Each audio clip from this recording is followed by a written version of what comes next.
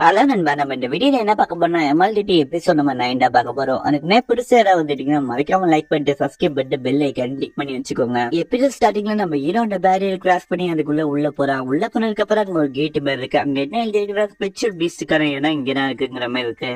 அதெல்லாம் பார்த்து நம்ம ஹீரோ தான் சரியான இடத்துக்கு தான் வந்திருக்குன்னு சொல்லிட்டு நம்ம ஹீரோ முன்னே நடந்து போக ஆரம்பிக்கிறான். அந்த இடம் பாக்கிறதுக்கு ரொம்ப ஃபேண்டசியா இருக்கிறதுனால நம்ம ஹீரோ இந்த இடம் ஏன் இவ்வளவு அழகா இருக்கு, இந்த இடத்துக்குள்ள வர்ற எல்லாருக்கும் வாய்ப்பு கிடைக்காது, எனக்கு இப்படி ஒரு வாய்ப்பு கிடைச்சிருக்கு, கடவுளுக்கு நன்றி சொல்லுங்கிறமே அந்த இடத்தோட அழகை நம்ம ஹீரோ ரசிச்சிட்டு இருக்கான். அப்ப அழிவிலா மரத்தெல்லாம் பார்க்கும் போது அந்த இடத்துக்கு மேல நிறைய குக்கைகள் எல்லாம் பறந்துட்டு இருக்கு. இந்த சிட்டில் பீஸ்ட்னு சொல்றோம்ல, அது இடுறாங்க. அது எல்லாமே பறந்து வேகமா போயிட்டு இருக்கு. அதான் நம்ம ஹீரோ பார்த்து இதுல எது நமக்கு கிடைக்க போகுதுன்னு தெரியல, ஆனா ஏதாவது ஒண்ணு கிடைச்சா நல்லா இருக்குங்கிற மாதிரி நம்ம ஹீரோ அந்த இடத்தையே அந்த குப்பைகள் பறந்துட்டு இருக்கலாம் நம்ம ஹீரோ பார்த்துட்டு இருக்கான். அப்ப ஒரு கொக்கு மட்டும் நம்ம ஹீரோ நோட் பண்ணிடுற. அது நம்ம ஹீரோ புது ஆளுங்கிறதுனால தெரிஞ்சுக்கிட்டு இருக்கு. அப்புறம் நம்ம ஹீரோ அட்டாக் பண்றதுக்காக நம்ம ஹீரோ பக்கத்துல வந்து பயங்கரமா நம்ம ஹீரோ கிட்ட கத்திட்டு இருக்கு. அந்த காட்டோட விப்ரேஷனும் நம்ம ஹீரோவும் தள்ளி போற மாதிரி இருக்கு. அப்ப நம்ம ஹீரோ எதுக்கு இது இப்படி பண்ணிட்டு இருக்குங்கிற மாதிரி நம்ம ஹீரோ அதையே பார்த்துட்டு இருக்கா. அதுவும் கத்திக்கிட்டே இருக்கு, இங்க வெளில போங்கிற மாதிரி சொல்ற மாதிரி தெரியல. அப்ப நம்ம ஹீரோ கடிக்கிற மாதிரிலாம் வந்து பயமுறுத்திட்டு இருக்கு. அப்ப நம்ம ஹீரோ அந்த குக்கை பார்த்துட்டு இது பார்க்கறதுக்கு மத்த குக்குங்களோட டிஃப்ரெண்டா இருக்கு, இதுகிட்ட ஹீரோ பவர் இருக்க மாதிரி தோணுங்கிற மாதிரி நம்ம ஹீரோ நினைக்கிறான். அதுக்கப்புறம் அந்த கொக்கு என்ன பண்றதுன்னா அப்படியே ஸ்டெப் பை ஸ்டெப்பா நம்ம ஹீரோ நோக்கி நடந்து வர ஆரம்பிக்கிறேன். அப்ப நம்ம ஹீரோவும் நான் ஏதோ ஒரு விஷயத்த மறந்துட்டேன், ஆமா ஸ்பிரிச்சுவல் டோக்கன் எடுக்கணுங்கிற மாதிரி அந்த டோக்கன் எடுத்து நம்ம ஹீரோ பாத்துட்டு இருக்கான்.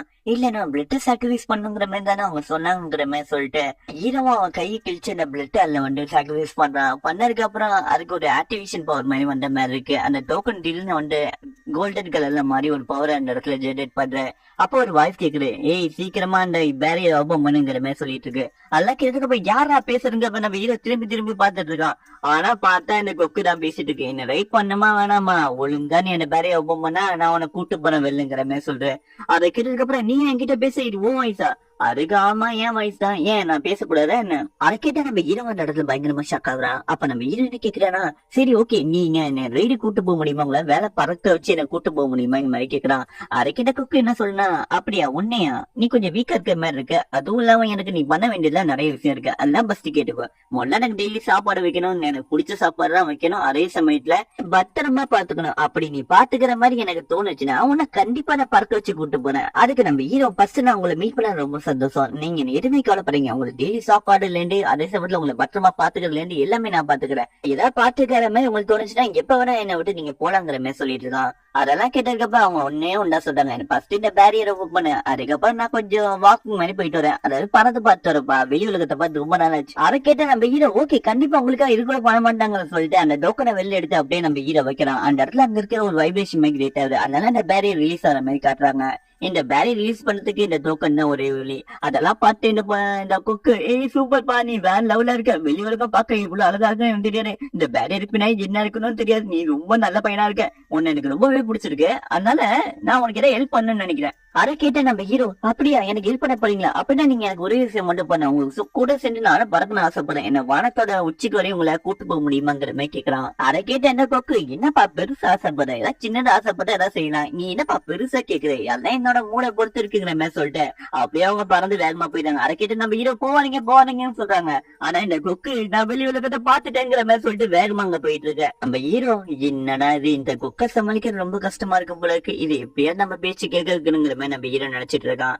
அப்ப நம்ம ஹீரோ ஆமா அதெல்லாம் இருக்கட்டும், அப்ப அந்த டோக்கன்ல என்னோட பிளட் டிராப் பண்ணும் போது அப்போ ஒரு வைப்ரேஷன் கிரியேட் ஆகுது, அதே மாதிரி என்னோட டிராகன் பிக்சர் என்கிட்ட இருக்குல்ல, அல்லி நான் பிளட் டிராப் பண்ணா ஏதாவது ஒண்ணு நடக்கும்ல சொல்லிட்டு நம்ம ஹீரோ யாருக்கு தெரியாம அந்த மரத்துல உட்காந்துக்கிட்டு நம்ம பேசாம இந்த இடத்துல யாருமே இல்ல, என்ன பிளட் டிராப் பண்ணலாமாங்கிற மாதிரி சொல்லிட்டு அந்த டிராகன் பிக்சர் நம்ம ஹீரோ அந்த புக்கை வெளில எடுக்கிறான். வெளில எடுத்ததுக்கு அப்புறம் நம்ம ஹீரோ அந்த புக்கை பார்த்து இது கண்டிப்பா என்ன டைப் ஆஃப் ட்ரெஷர்னு எனக்கு தெரியல, ஆனா இது கண்டிப்பா ஒரு வேல்யூபிளான ஒன்னா இருக்கும், இல்ல பிளட் டிராப் பண்ணா இது என்ன டைப்னு தெரிஞ்சு எனக்கு தெரிஞ்சு இது மாயம் இல்லாட்டி ஃபேரி, இது ரெண்டுல ஏதாவது ஒன்னாதான் இருக்கணுங்கிற மாதிரி நம்ம ஹீரோ யோசிக்கலாம்.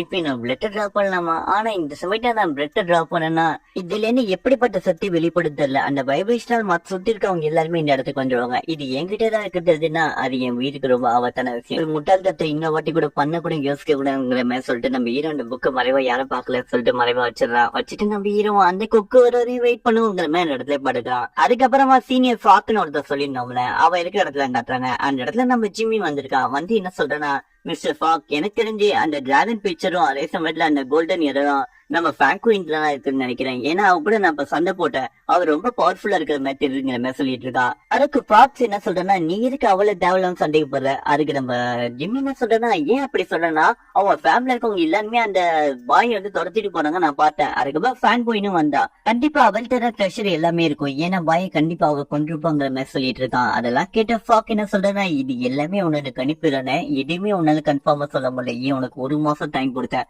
ஆனா நீ ஒன்னுட்டுமே பண்ணலங்கிற மாதிரி சொல்றான். அதுக்கு ஜிம்மி என்ன எல்லாம் தப்பா நடத்திக்காதீங்க, அதனாலதான் அவனுக்கு காலையிலேயே வந்து நான் அவனுக்கு 8 டிசம்பர்ல அனுப்பிச்சு வெல்கம் பண்றதுக்கு அனுப்பி விட்டேன். ஆனா அவ என்ன பண்ண தெரியுமா, இருக்கிற எல்லாருமே கொண்டா, அதாவது 8 பேருமே அவ கொண்டா.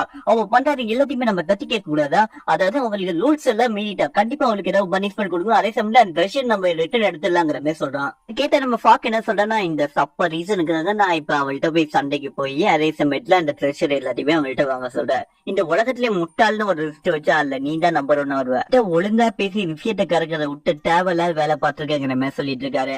அதெல்லாம் கேட்டதுக்கு அப்புறம் நம்ம ஜிம்மி என்ன சொன்னா, நான் அவளை சும்மா டெஸ்ட் பண்ணலாம் சொல்லிட்டு என்ன டிசபிள் அனுப்புறேன், ஆனா அவ 8 பேரையும் கொள்ளுவான் நான் எதிர்பார்க்கவே இல்லை. என்ன உண்மையிலேயே மன்னிச்சிருங்க, நான் இப்படி எதிர்பார்க்கல, ஆனா அவ பண்ண தப்பு, பனிஷ்மெண்ட் கொடுக்குறங்கிற மாதிரி சொல்லிட்டு இருக்கா. அதை கேட்டதுக்கு அப்புறம் பாக்கினா ஒழுங்கா அந்த இடத்த விட்டு காலி பண்ணாங்கிற மாதிரி சொல்றாங்க. அதை கேட்டதுக்கு அப்புறம் ஜிம்மி ஓகே மாஸ்டர் கிளம்புறேங்கிற மாதிரி சொல்லிட்டு அந்த இடத்த விட்டு இவன் கிளம்புறான். போகும்போது கடுப்பாரம் போயிட்டுட்டான், எதுவுமே அவளை பண்ண முடியலங்கிற மாதிரி. அதுக்கப்புறம் திரும்பி நம்ம ஹீரோ வரா காட்டுறாங்க. நம்ம ஹீரோ கிட்ட சர்வன்ஸ் மாதிரி 2 பேர் வராங்க. அதான் இப்ப நம்ம ஹீரோ ஆபீஸ்